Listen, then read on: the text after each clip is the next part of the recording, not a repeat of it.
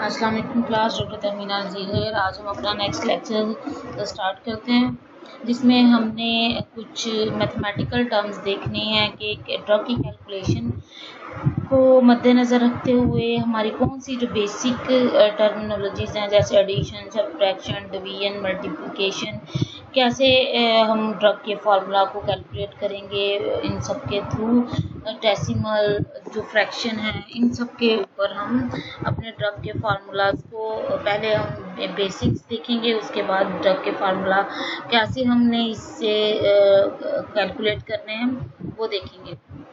ठीक है, तो आज का हमने पहले जो हमारे टॉपिक थे बहुत आसान थे।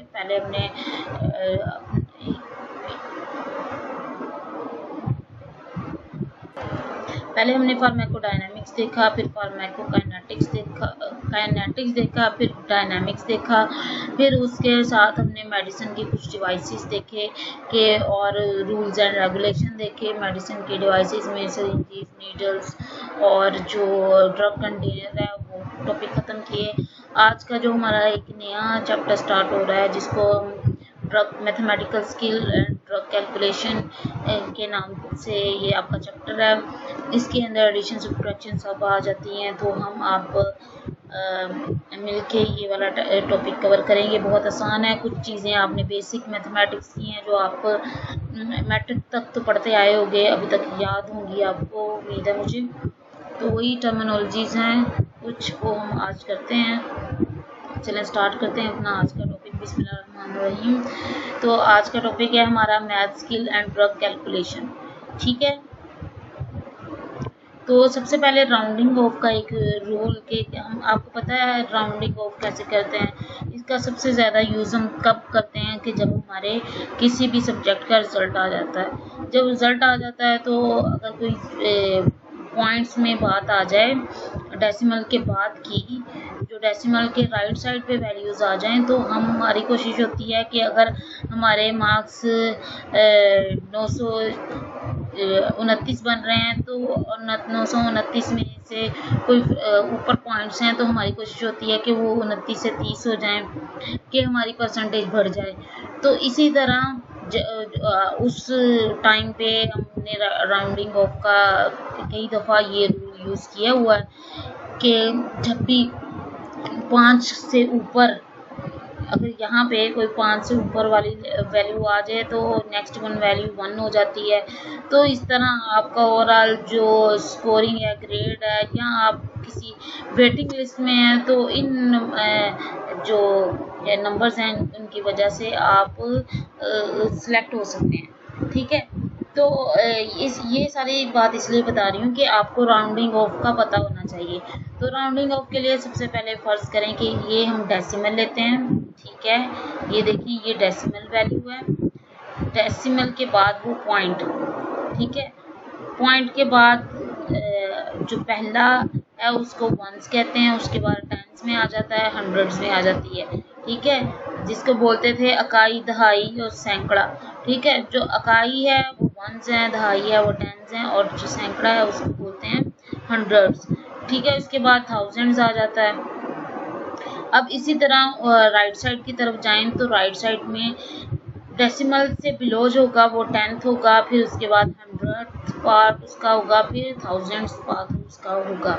तो अब यहाँ पे बात करें, अगर इस वैल्यू को हम इसके नीचे लिख दें तो 1 by 1 डेसिमल के बाद 135, डेसिमल के राइट साइड पे 067। ठीक है, तो इस तरह इस वैल्यू को पुट कर सकते हैं, जिसमें 1 वंस है, 3 टेंथ की मतलब दहाई में है, और जो 5th है वो सैकड़े वाले में आता है, हंड्रेड्स में आता है। और जो अगर राइट साइड पे आ जाए तो 0 टेंथ के लेवल पे आएगा, 6 हंड्रेड्स के लेवल पे आएगा, 7000 के लेवल पे ऊपर आएगा। तो अब क्वेश्चन ये है कि 6 किस लेवल पे है, पूरी वैल्यू में 6 किस लेवल पे है, हंड्रेड्स पे।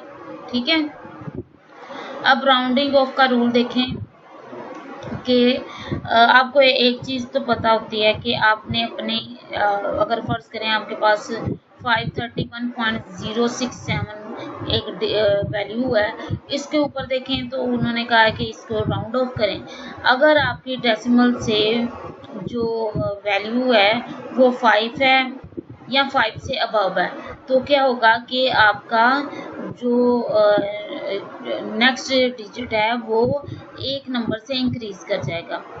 Look at the number after the requested place value, जो भी आपको वैल्यू कही गई है, क्वेश्चन ऐसा होगा कि जो 100th पार्ट है इसका उसको राउंड ऑफ करो, जो 1th पार्ट है इसका उसको राउंड ऑफ करो। इस तरह ये जो डेसिमल से एक ऊपर और जो बाकी सारे जो नीचे की वैल्यूज होती हैं राइट वैल्यूज होती हैं उसके ऊपर राउंडिंग ऑफ का रूल अप्लाई कर सकते हैं।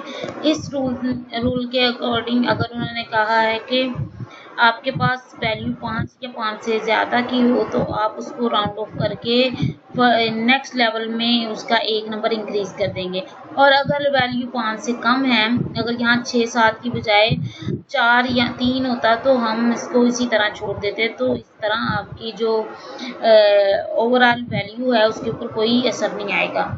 फिर एक और बात की है इन्होंने कि 4th नंबर पे कि अगर उन्होंने कहा है कि ये जो वैल्यू है 531 में जो 1s की वैल्यू है इसको राउंड ऑफ करें, तो हम इसका राउंड ऑफ इस तरह कर सकते हैं कि या इसको इसी तरह छोड़ दें या इसको 0 कंसीडर कर लें। ठीक है, तो नीचे इधर 2 एग्जांपल हैं। यहाँ पे 531.067 को उन्होंने कहा है कि इसको जो इसका 100th पार्ट है उसको राउंड ऑफ करो। 100th पार्ट क्या था? 6 की वैल्यू क्या है? 6 के बाद का जो नंबर है वो कितना है? 7 5 से ज़्यादा है तो इसके अंदर क्या आ जाएगा? एक डिजिट इंक्रीज हो जाएगा। ठीक है, तो यहाँ पे 7 आ गया, तो वैल्यू क्या हो जाएगी हमारे पास? 531 से 07। ठीक है, अब इसी तरह अगर हम वो बात करते हैं 531 में जो 1s की वैल्यू है जो 10s की वैल्यू है उसकी जो नियरेस्ट वैल्यू है उसको राउंड ऑफ करें, तो 10s की वैल्यू के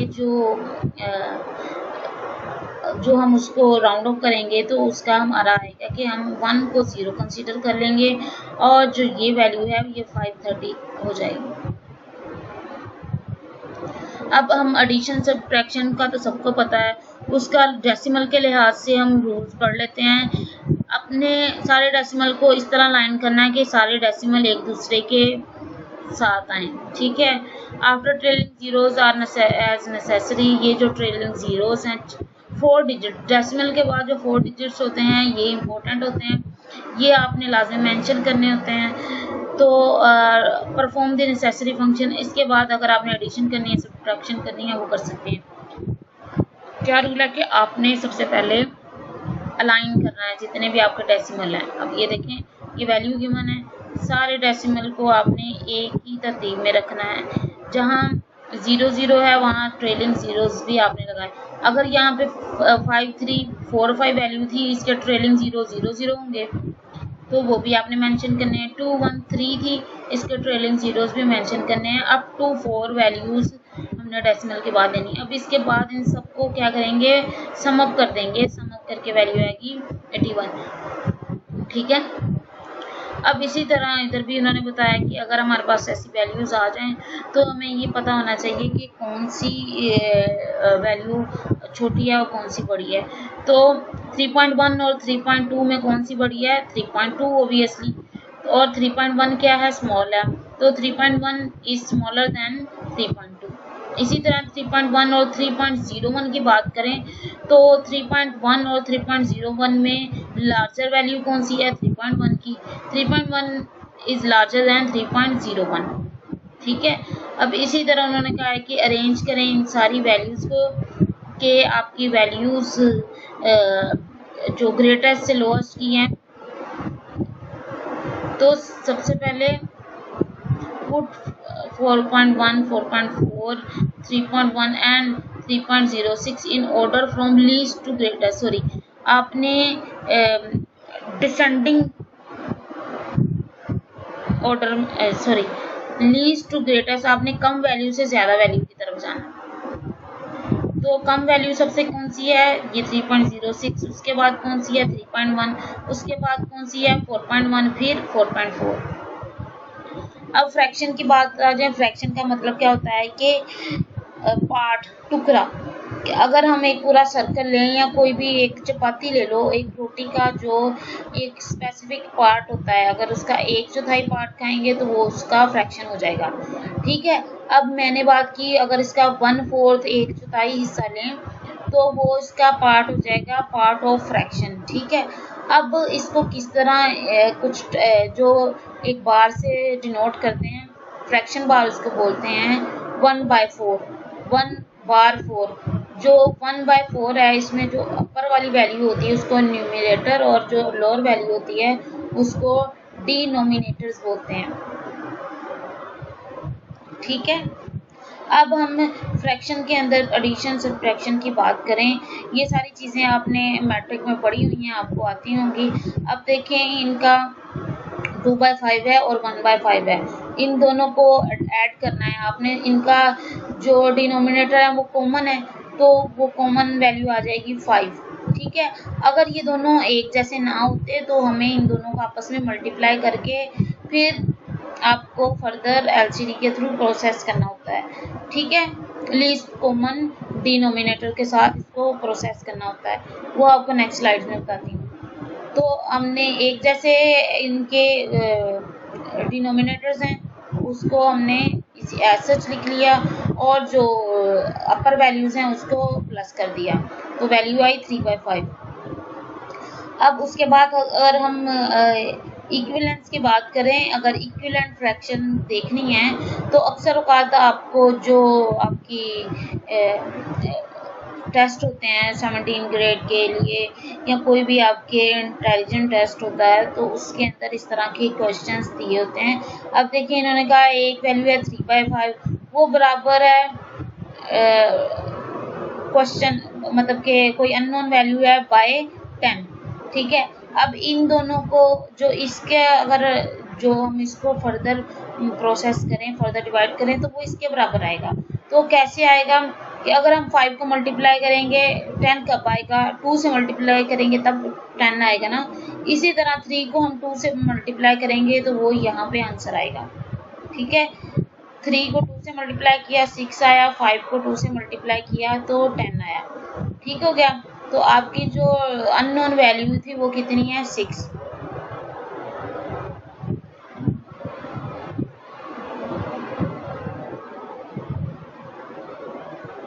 अब हम आपकी जो नेक्स्ट बात करें कि अगर आपकी जो डिनोमिनेटर्स की वैल्यू है फ्रैक्शन में वो एक जैसी ना हो तो इसको किस तरह हम ऐडअप करेंगे फ्रैक्शंस को। तो अगर डिनोमिनेटर्स की वैल्यू एक जैसी नहीं है तो उसको हम उन दोनों को आपस में मल्टीप्लाई करेंगे। ठीक है, मल्टीप्लाई करेंगे तो क्या होगा, दोनों एक दूसरे के साथ इक्विवेलेंट हो जाएंगी। जैसे 1/2 था और 4/5 है। अब क्या करेंगे, हम जो 1/2 है इसको 5 से मल्टीप्लाई कर देंगे, 1 को भी 5, इस वैल्यू को इन दोनों से मल्टीप्लाई करेंगे और इसको इन दोनों से कर देंगे। ठीक है, अब 5 को हमने 1/2 से कर दिया, इस वैल्यू को इन दोनों से कर देंगे मल्टीप्लाई, ऊपर नोमिनेटर और डिनोमिनेटर दोनों, तो क्या हो जाएगा, इसकी वैल्यू क्या हो जाएगी 5/10। ठीक है, अब 4/5 को हम 2 से मल्टीप्लाई कर देंगे तो क्या होगा, इसकी वैल्यू होगी 8/10। अब दोनों के डिनोमिनेटर्स एक जैसे हो गए तो हम अब इन दोनों को इजीली ऐडअप कर सकते हैं। इजीली ऐडअप कैसे करेंगे, 5/10 प्लस 8/10, इन दोनों की वैल्यूज ऐडअप हो जाएंगी, नीचे वाली वैल्यू सेम रहेगी। अच्छा, अब एक और फ्रैक्शन की एग्जांपल है, find equivalent fraction with the same denominator, compare the nominators.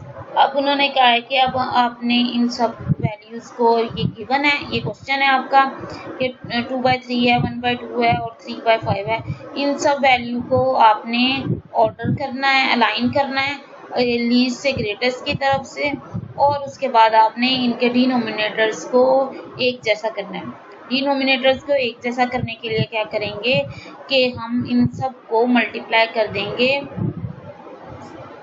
एक दूसरे के साथ। 3 को 2 से करें क्या आएगा 6, 6 को 5 से मल्टीप्लाई करेंगे तो क्या आएगा 30। 30 इन सब का कॉमन डिनोमिनेटर आ जाएगा। फिर 30 को हम क्या करेंगे कि 3 से डिवाइड करेंगे, डिवाइड करके जो वैल्यू आएगी उसको हम 2 ऊपर वाली वैल्यू से मल्टीप्लाई करेंगे। इसी तरह 30 को 2 से डिवाइड करेंगे, जो वैल्यू आएगी उसको हम 1 से मल्टीप्लाई कर देंगे। इसी तरह 30 को 5 से डिवाइड करेंगे और जो वैल्यू आएगी उसको 3 से मल्टीप्लाई कर देंगे। ठीक है, तो इस तरह क्या वैल्यू आएगी। अगर 30 को 3 से डिवाइड करूँ मैं तो 10 आंसर आता है, 10 को 2 से मल्टीप्लाई करूँ तो 20 आ जाता है। ठीक है, तो वैल्यू क्या होगी 20/30। ठीक, अब इसी तरह अगर हम 30 को 2 से डिवाइड करें तो 15 वैल्यू आएगी, 15 को 1 से मल्टीप्लाई करेंगे तो 15/30 आ जाएगा आंसर। 5 है, 5 को 30 से डिवाइड करेंगे तो 6 आएगा, 6 को 3 से मल्टीप्लाई करेंगे तो 18 आएगा। तो ये हमारी न्यू फ्रैक्शंस आ गई हैं, उनके साथ के इनका डिनोमिनेटर सेम है। ठीक हो गया। अब इनको फर्दर सिंप्लीफाई करें तो आपकी जो 50 और अरेंज करें तो आपको सबसे कम वैल्यू कौन सी है, एक 15/30 है, एक 20/30 है और एक 18/30 है। तो सबसे कम 15, उसके बाद 18, फिर 20। इन सबको हम नोमिनेटर के लिहाज से अरेंज कर लेंगे। ठीक है, और फर्दर अगर सिंप्लीफाई करें तो इन दोनों को आपस में डिवाइड करें, ये 1/2 आती है, ये 3/5 आती है और ये 2/3 आती है। अब अगर हम ड्रग कैलकुलेशंस की बात करें और उसका फॉर्मूला देखें तो ड्रग कैलकुलेशन में सबसे आसान तरीका ही क्वेश्चन क्या होता है कि अगर आपके पास कोई भी ड्रग है जिसको डॉक्टर ने कहा है कि आपने 500 mg इसको टैबलेट देनी है, पर आपके पास 500 mg की जो ड्रग है वो अवेलेबल नहीं है, आप मार्केट में 250 mg की टैबलेट मौजूद है। तो अब आप का क्वेश्चन ये है कि 500 mg मिलीग्राम के डोज देने के लिए हमें 250 mg के कितनी डोज रिक्वायर होंगी। कॉमन सेंस से तो साफ पता चल जाएगा कि 2 टैबलेट्स चाहिए होंगी हमें, ये चीज़ तो आपको आसानी से आती है। पर इसका अगर हम स्टेप वाइज देखें तो आपने क्या करना है कि जो भी आपकी डिज़ायर्ड वैल्यू है कि जो आपको रिकमेंड की है डॉक्टर ने, सबसे पहले हम मेथड देखें कि नंबर 1 पहले हमने नोट करना है कि हमारे पास कौन सी मेडिसिन अवेलेबल है। 250 मिलीग्राम टैबलेट हमारे पास अवेलेबल है, इसको हम करेंगे कितनी है 1 टैबलेट। ठीक हो गया। अच्छा, अब डॉक्टर ने क्या कहा है कि उसको कितनी मेडिसिन देनी है 500 mg, तो उसको हम x टैबलेट से, क्योंकि हमें नहीं पता कि हमें 500 mg की कितनी टैबलेट्स रिक्वायर्ड है। ठीक है, कैसे करेंगे कि 500 mg को हाफ करेंगे और 250 को डबल कर देंगे, ये भी प्रोसेस हो सकता है। खैर अब आगे प्रोसीड करते हैं। थर्ड नंबर पे हम क्या करेंगे, फार्मूला देखेंगे। ऊपर हमने लिखना है वो जो डॉक्टर ने प्रिस्क्राइब की है, डिवाइड बाय फ्रैक्शन करेंगे हम उस अवेलेबल मेडिसिन की जो हमारे पास मौजूद है। ठीक है, अगर ऑर्डर्ड मेडिसिन 500 है और अवेलेबल 250 है, हमें उसकी जो अवेलेबल है उसकी मेडिसिन का पता है कि वो 1 टैबलेट है और जो 500 mg है उसकी टैबलेट का हमें अंदाज़ा नहीं, हम इसको क्रॉस मल्टीप्लाई करेंगे तो 500 को 1 से और 250 को x से, तो हमारे पास ये वैल्यूज़ आ जाएंगी। इन दोनों को हम आपस में डिवाइड करेंगे तो 2 टैबलेट्स। इसका क्या मतलब हुआ कि हम अपनी जो अगर 250 mg की 2 टैबलेट्स देंगे तो हमारे पास रिक्वायर्ड डोज मौजूद होगी। ठीक है, और अगर हम इसकी एक्यूरेसी देखें तो एक्यूरेसी के लिए हम 250 mg जैसे यही फार्मूला था, अगर हमारे पास 250 mg की कितनी टैबलेट्स हैं 2, नीचे क्या है रिक्वायर्ड डोज 1। अब इन दोनों को आपस में मल्टीप्लाई करेंगे तो हमारे पास क्या आएगा, जो हमारे पास रिक्वायर्ड मेडिसिन है। जो स्टेप 5 है आप इसको स्किप भी कर सकते हैं। अगर हम रेशियो और फ्रैक्शन की बात करें कि एक वैल्यू हमें पता है दूसरी वैल्यू नहीं पता, तो उसको कैसे करेंगे। अगर एक वैल्यू ग्राम में है और दूसरी 1000 मिलीग्राम है, तो देखें कैसे करते हैं उसको। Write down what you desire in ratio और fraction format to complete the proportion. अगर 3 ग्राम की मेडिसिन है, हमारे पास कितने मिलीग्राम होंगे उसके, इसको देखने के लिए क्या करेंगे, denominator and denominator must be same unit of measurement, दोनों की सेम मेजरमेंट के यूनिट हो जाएंगे। The unknown value is refer to as x, जो वैल्यू हमें नहीं पता होगी उसको हम एक्स बोल देंगे। अब हमने देखा कि नॉर्मली क्या होता है, 1 ग्राम 1000 मिलीग्राम के बराबर होता है, ठीक है। अब 3 ग्राम में कितने मिलीग्राम होंगे, इसको करने के लिए हम इन दोनों को क्रॉस मल्टीप्लाई करेंगे। क्रॉस मल्टीप्लाई करके जो आंसर आएगा उसको हम डिवाइड कर देंगे, ठीक है। x की वैल्यू आई 3000, ठीक हो गया। अब अगर हम सिस्टम के अंदर बात करें, एक फ्रैक्शन है, उसकी वैल्यू है 15 ग्रेन्स और 1 ग्राम, ठीक है। अब और हमें रिक्वायर्ड है कि 30 ग्रेन्स में कितने ग्राम्स हैं, तो उसको देखने के लिए हम क्या करेंगे कि 15 ग्रेन बाय 1 ग्राम को 30 ग्रेन्स बाय ग्राम्स, हमने ये देखना है 30 ग्रेन्स में कितने ग्राम हैं, तो उसके लिए हम इन दोनों का आपस में क्रॉस मल्टीप्लाई करेंगे, तो हमारे पास कितनी वैल्यू आएगी 2, ठीक है। 2 ग्राम हमारे पास ग्राम्स होंगे 30 ग्रेन्स में। अब ये कुछ एब्रीवेशन है। सबसे पहले जो अक्सर लिखा होता है बिड, बिड का मतलब क्या है, ट्वाइस अ डे, बीस इन डाई। और ये जो नीचे वैल्यूज हैं ये फ्रांसीसी ज़ुबान में लिखी हुई हैं। ये जो बिड है ये इस उनकी एब्रीवेशन है, तो हम जब ये बिड कहीं मेंशन हो तो इसका क्या मतलब होता है कि हमने दिन में 2 दफ़ा टैबलेट देनी है। TID का मतलब होगा थ्राइस अ डे, सब क्यू का मतलब होगा सबक्यूटेनियस, IM का मतलब होगा इंट्रामस्कुलर, PRN का मतलब होगा एज पर नीडेड के जब ज़रूरत हो तब देनी है। NPO का मतलब होगा इसको नथिंग बाय माउथ, आपने कोई आप इस ड्यूरेशन में माउथ से नहीं लेनी टैबलेट। PR का मतलब होगा रेक्टम के थ्रू। QH का मतलब होगा हर घंटे बाद आपने मेडिसिन लेनी है। IV का मतलब इंट्रावीनस। PO का मतलब बाय माउथ। AC का मतलब है कि आपने बिफोर मील लेना है। PC का मतलब है आपने आफ्टर मील लेना है। अब कुछ मेजरमेंट्स के यूनिट हैं जिसमें वॉल्यूम, लेंथ, वेट और मास को किस किस यूनिट में कन्वर्ट करते हैं। तो सबसे पहले वॉल्यूम है, इसको हम मेजरिंग कप के थ्रू मेजर करते हैं। एक पिंट होती है, क्वार्ट होता है, गैलन होता है। वॉल्यूम लीटर्स में, फ्लूइड ऑन्स में, टेबल स्पून में हम मेजर करते हैं। लेंथ कितनी है मीटर्स में, मीटर, सेंटीमीटर, किलोमीटर। इसके हम फुट के लिहाज से, इंच और यार्ड के लिहाज से मेजर करते हैं लंबाई को। वेट हम पाउंड के लिहाज से, पाउंड को LB से शो करते हैं। ऑन्सेस के लिहाज से, किलोग्राम के लिहाज से मेजर करते हैं। मैस को हम ग्राम में, मिलीग्राम और माइक्रोग्राम में और ग्रेन में करते हैं, ठीक है मेजर। अब जो मेजरमेंट के सिस्टम है 3 होते हैं, मैट्रिक, हाउस होल्ड और एपोथेकेरी मेथड। तो इसके अंदर अगर हम वॉल्यूम और मैस की बात करें तो लीटर और मिलीलीटर में, ग्राम, मिलीग्राम, माइक्रोग्राम और केजी में मैट्रिक सिस्टम में करते हैं। हाउस होल्ड में क्या करते हैं, जो आपका गैलन है, पिंट है, क्वार्ट है, table spoon, tea spoon,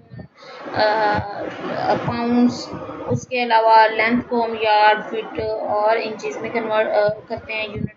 एपोथेकेरी unit में हम फ्लूइड को ऑन्सेस में और ग्रेन्स में देखते हैं मास को। अब हम अगर टाइम की बात करें तो अक्सर औकात इस तरह टाइम दिया होता है, देखें 0800 1530।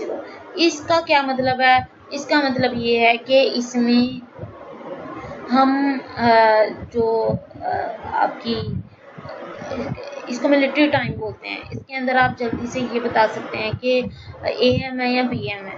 अगर हम हमारा जो नॉर्मल क्लॉक है उसमें हम देखते हैं कि 1 से 12 तक की टाइमिंग होती है और साथ AM PM मेंशन होता है, जिससे अगर AM PM ना मेंशन हो तो हमें ये नहीं पता चलता ये दिन का वक्त था या रात का वक्त था।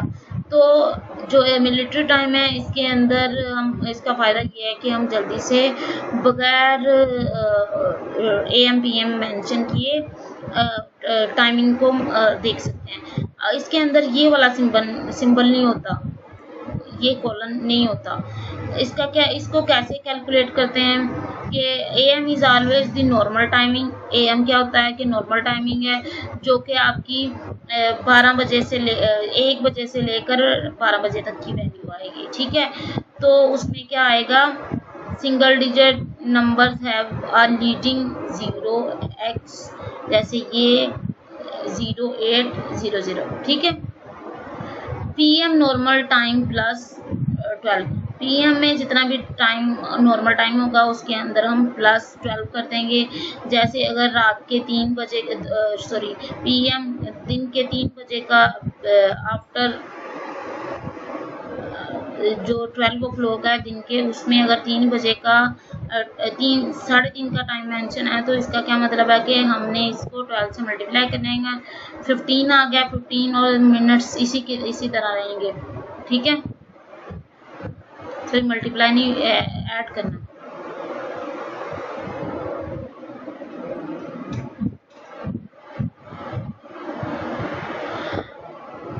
अब हम बात करें अच्छा, अब हम टाइम की बात करें तो एक क्वेश्चन है, ब्रेनस्टॉर्मिंग एक्टिविटी है इधर कि टाइम को ऐड और सब्ट्रैक्ट कैसे करना है। तो उसमें एक क्वेश्चन दिया है कि फ़र्ज़ करें 42 मिनट्स, 1 आवर 12 मिनट्स और 38 मिनट्स के लिए हमने IV बैग से पेशेंट को इन्फ्यूज़ किया है, तो टोटल कितना टाइम लगा है इस सब में।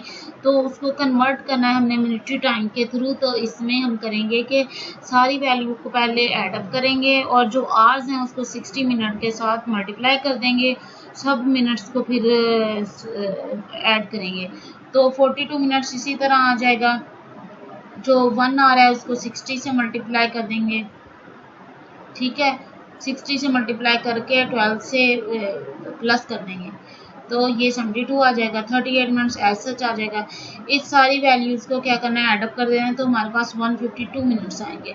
अब इनको दोबारा आवर्स में कन्वर्ट करने के लिए हम 60 मिनट्स के साथ डिवाइड करेंगे तो कितनी वैल्यू आ जाएगी, 2 आवर 32 मिनट्स, ठीक है। तो इतना टाइम हमारे पास लगा आपकी IV बैग के थ्रू पेशेंट को इन्फ्यूज़ करने में।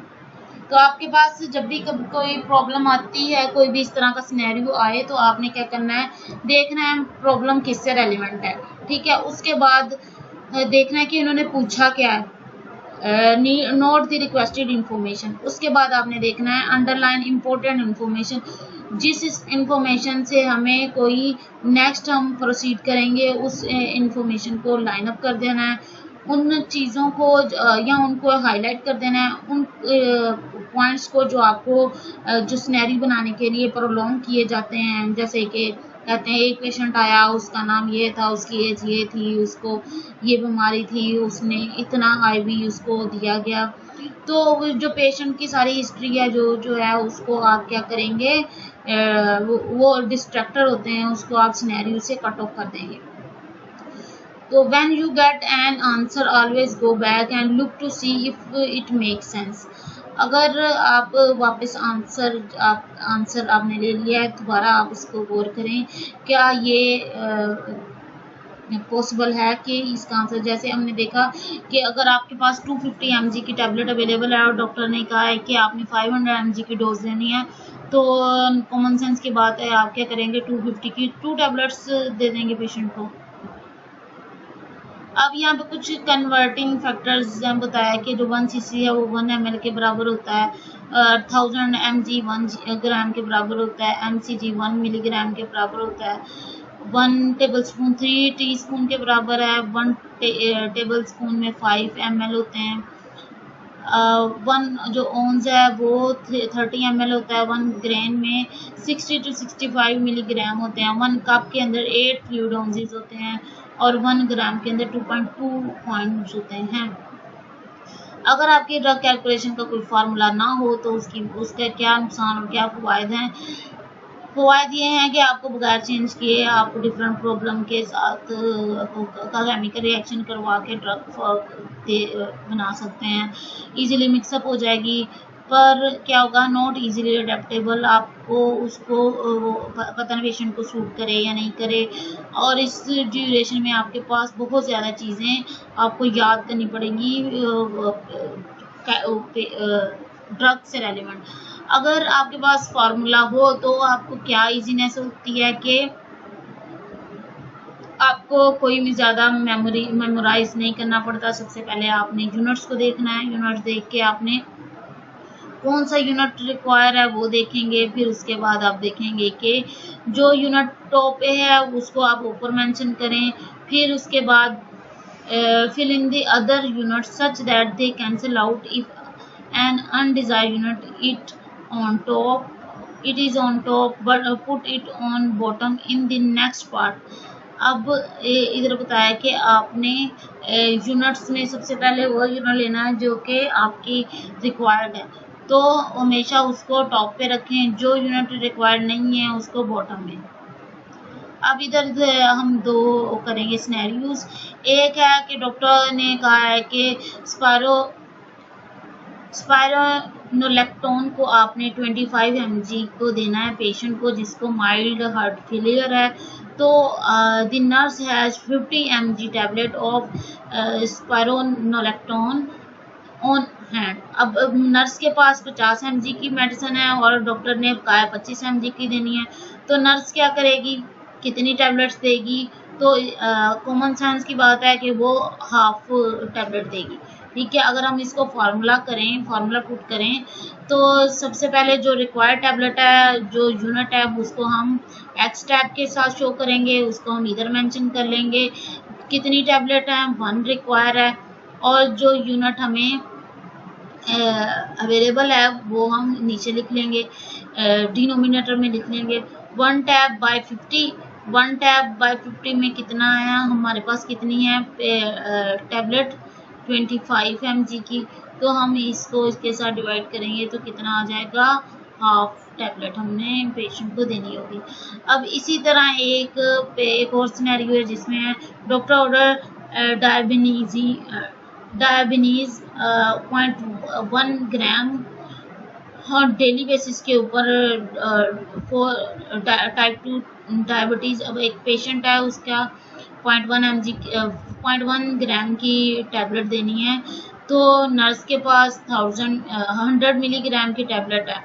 ठीक है, तो अब उसको वो कहती है कन्वर्ट करना पड़ेगा हमें इसके अंदर यूनिट्स को कि कितनी हमें डॉक्टर के अकॉर्डिंग टैबलेट हम पेशेंट को देंगे। तो सेम वही फार्मूला, यहाँ पे हम टैबलेट लिखेंगे, नीचे जो हमारी रिक्वायरमेंट है वो लिखेंगे जो कि 100 mg है। ठीक है, जो अवेलेबल है हमारे पास वो 100 mg है। 1 टैबलेट ओवर 100 mg इनटू, अब हमें पता है कि जो 1 ग्राम है, डॉक्टर ने क्या कहा है, ग्राम में होनी चाहिए। अब mg को ग्राम में कन्वर्ट करने के लिए हम 1000 से इसको मल्टीप्लाई कर देंगे। ठीक है, 1000 बाय 1g। ठीक है, अब इन दोनों को हम जब कैंसिल आउट करेंगे तो हमारी टैबलेट कितनी आएगी, 1 टैबलेट आएगी। ठीक, उम्मीद है आपको समझ आई होगी। जो नहीं आई सिनेरियो की तो उससे परेशान नहीं होना, आप मुझसे दोबारा पूछ सकते हैं, खुद भी सॉल्व करेंगे तो इजीली हो जाएगा सॉल्व। तो आज का हमारा टॉपिक यही था, हमने एडिशन, सब्ट्रैक्शन और जो कैलकुलेशन है वो देखनी है। तो इसके बाद हम आपको, मेरा इरादा था कि ये आपको मैं खुद बोर्ड पे करवाऊँ, पर जो ऑनलाइन क्लास है इसके अंदर हमने अपना सारा मिड्स का सिलेबस कवर करना है, तो आपके मिड्स के सिलेबस में इसको एडअप करना था, तो इसलिए मैं अब आपको ये सारी जो कैलकुलेशंस हैं ये बाय हैंड की बजाय आपको ऑनलाइन दे रही हूँ लेक्चर। तो आपको मैं कोशिश है कि आपको समझ आ जाएगी, बहुत बेसिक चीज़ें, बहुत आसान चीज़ें हैं। चलें ठीक है, आपका आज का टॉपिक यहीं ख़त्म हुआ। जो चीज़ ना समझ आए पूछ लें। अल्लाह हाफ़िज़।